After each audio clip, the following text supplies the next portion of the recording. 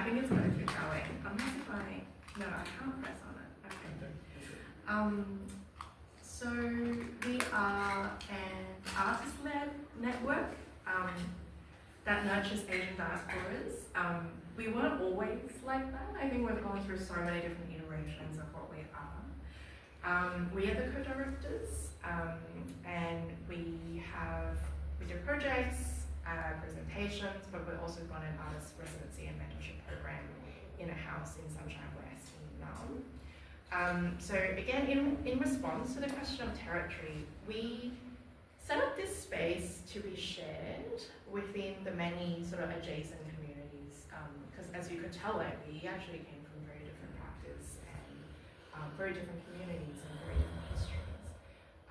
In not creating a geographical or cultural boundary for the work that we do and the artists that we work with, we tend to operate towards a shared understanding and future of solidarity, rather than from the perspective of kind of like a fixed territory or an occupied space, because that's quite a problematic thing to do, I think, as summer migrants.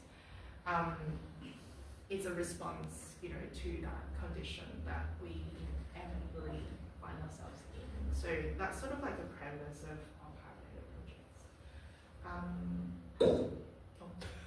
Came back again.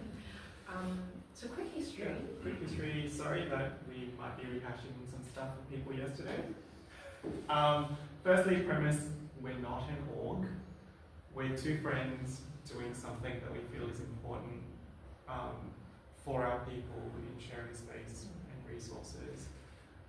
So Hyphenated Projects takes its name from an exhibition called Hyphenated, which was done in 2018. It was curated by myself and Tammy Wong-Pollard. And it came about because we were at a wedding together, and we were sitting next to each other, and Tammy turned to me and just said, do we need a foray? And for those who aren't in the know, foray is an Asian Australian gallery that was established in the 90s in response to Hansonism, the rise of Hansonism in the mid-early 90s. She's a really right-wing fundamentalist. That's Polly Hanson. Yeah, Polly Hanson, for those who don't know. And